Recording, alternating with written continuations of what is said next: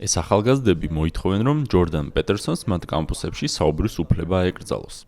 პეტერსონი ტორონტოს უნივერსიტეტის ფსიქოლოგიის პროფესორია. როცა კანადის ხელისუფლებამ წარადგინა კანონპროექტი, რომლის მიხედვითაც ადამიანებისთვის არასასურველი ნაცვალსახელებით მიმართვა იკრძალებოდა, ანუ ისაც არ სურდა, რომ მისთვის ხალხს მიემართა როგორც ჰიანში, ამის ნაცვლად გამოეყენებინათ გენდერულად ნეიტრალური ნაცვალსახელები, მაგალითად ზი ან ზიმ. პეტერსონმა განაცხადა, რომ არ დაემორჩილებოდა ამ კანონს. მის ამ პოზიციას არამხოლოდ სტუდენტები აპროტესტებენ. ასობით მისმა კოლეგამ მოაწერა ხელი პეტიციას მისი გათავისუფლების თაობაზე. მათი თქმით, პეტერსონის საქციელი საფრთხის შემცველია. ამასობაში კი, როცა ის ცდილობს საჯაროდ საუბარს, ხშირად დემონსტრანტების ალყაში ექცევა, რომლებიც ხმაურის მეშვეობით ცდილობენ მისი ხმის ჩახშობას.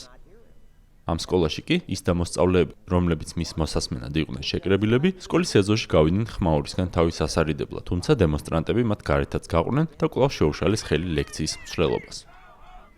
რატომ არ შეიძლება ვინმეს უწოდოთ ზი ან ზირ, თუ მათ ეს სურთ? საერთოდ არ მაინტერესებს ვის რა უნდა რომ უწოდონ. ამაზე პრობლემა არ მაქვს. თუმცა ეს არ ნიშნავს, რომ კანონით უნდა ვიყო ვალდებული, რომ სწორედ ისე მივიმართო მათ, როგორც უნდათ. სახელმწიფოს არავითარი უფლება არ აქვს განმისაზღვროს თქვენი პირადი საუბრის შინაარსს. და მაინც, პირადად რომ მეთქვა თქვენთვის ზი ან ზენ ნაცვალსახელით მოგემართათ ჩემთვის. ამაზე შესაძლოა ჩვენ ორს გვემსჯელა, ისევე როგორც იმ შემთხვევაში, თქვენ რომ გეთხოვოთ რაიმე მეტსახელით მომემართა. მაგრამ არსებობს დიდი განსხვავება პირადად შეთანხმებულ მიმართვის ფორმებსა და კანონმდებლობით მოთხოვნილ იძულებით მიმართვას შორის. დემონსტრანტები პეტერსონს მრავალი სახელით მოიხსენიებენ. ამ დროის მანძილზე ბევრი რამ უწოდებიათ ჩვენთვის. ჰიტლერი ერთ-ერთი მათგანია. ის ფაქტი, რომ კანონპროექტი ტრანსგენდერთა საკითხს ეხება, პრაქტიკულად უმნიშვნელოა, რადგან მასში გაცილებით დიდ პრობლემას იძულებითი მიმართვა წარმოადგენს. პეტერსონი დემონსტრანტებს მარტივად იგერიებს. თქვენ საკმაოდ მშვიდად გამოიყურებთ, როცა ისინი გიყვირიან. ჯობია ამ დროს მშვიდად იყო. ჯობს ვაცადოთ უგუნურ პოზიციას საუბარი.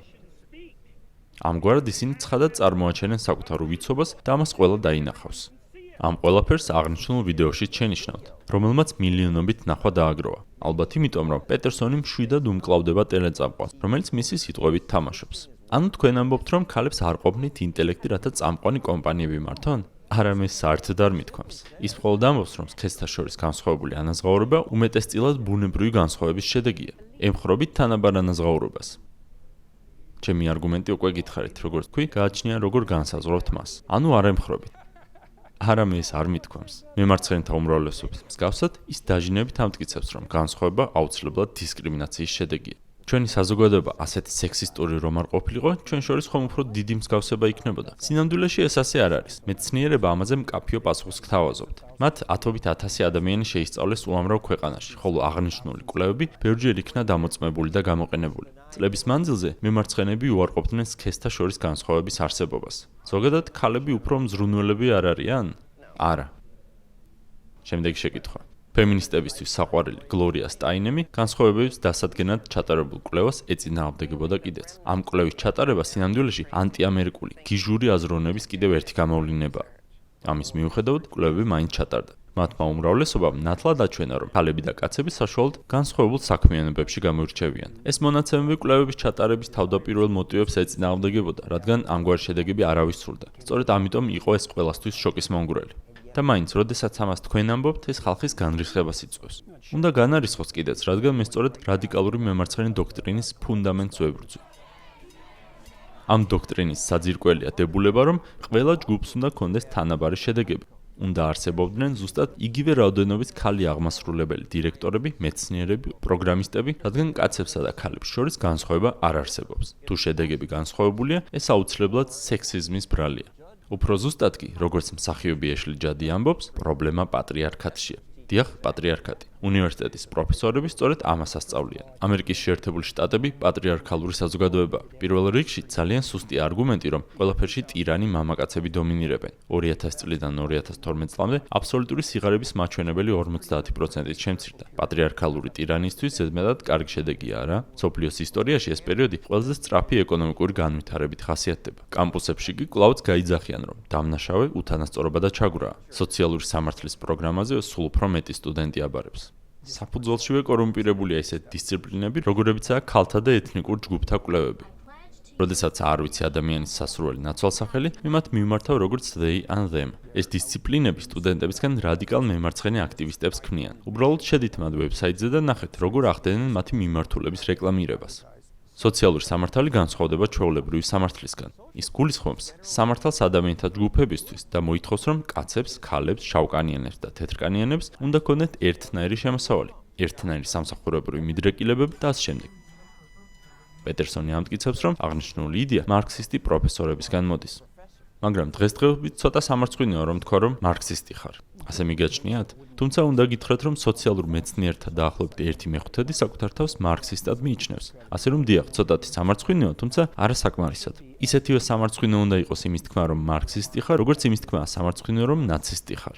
სამწუხაროდ ასე არ არის. კამპუსებში სოციალიზმს აღმერთებენ, ამბობს პიტერსონი. იმის და მიუხედავად, რომ ის სასიკვდილოა. ასობით მილიონი ცხედარი გვაქვს ამის სადემონსტრაციოდ. თუმცა მათი თქმით, სტალინი რომ ცუდი პიროვნება იყო, არ ნიშნავს, რომ ასევე იყო მაოც, პოლ-პოტიც. საქმე იმაშია, რომ სოციალიზმი ყველგან სცადეს და საბოლოო შედეგიც ყველგან ერთ და იგივე იყო. ეს არ არის ნამდვილი კომუნიზმი, ძალიან ხშირად მაქვს ეს ფრაზა გაგონილი. იცით სინამდვილეში რას ნიშნავს?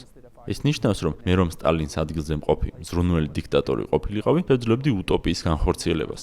ამაზე ნარცისული, მომწამლავი და უპატიებელი განცხადება არ მეგულება. ჩვენ ვაფასებთ ინდივიდს. პეტერსონი ამის ალტერნატივას გვთავაზობს. მისი ვიდეოები კი მილიონობით ნახვას აგროვებს. ინდივიდს გააჩნია თავისთავადი ღირებულება. ის მარქსიზმის საპირისპირო. ინდივიდუალურ დამოკიდებულებაზე საუბრობს. თავისუფალი ბაზრის პრინციპები და მათ შორის ყველაზე და ყველაფერზე მაღლამდგომი ინდივიდუალური თავისუფლების იდეა საკმაოდ ეფექტურად გავრცელდა მთელ მსოფლიოში. ამის წყალობით კი დასავლეთში მცხოვრებთა აბსოლუტური უმრავლესობა ბევრად უკეთ ცხოვრობს, ვიდრე ოდესმე უცხოვრია მთელ დედამიწაზე. ამ მიღწევის შერაცხვა პატრიარქალურ ტირანიად არის ძალიან ღრმა ბოღმის და ისტორიული უვიცობის გამოვლინება, რომელიც იმდენად ცხადია, რომ რთულია მისი გარჩევა თვითნებური სიბრმავისგან. პეტერსონის მტკიცებით, საუკეთესო მეთოდი ამ სიბრმავის წინააღმდეგ საბრძოლველად არის სიმართლის ლაპარაკი, მაშინაც კი, თუ ის არაა პოპულარული. ის საკუთარ რჩევებს მიყვება და აჟღერებს არაპოპულარულ სიმართლეს, რაც როგორც ჩანს, ვერს მოწონს, რადგან თითქმის მილიონმა ადამიანმა მისი წიგნი შეიძინა.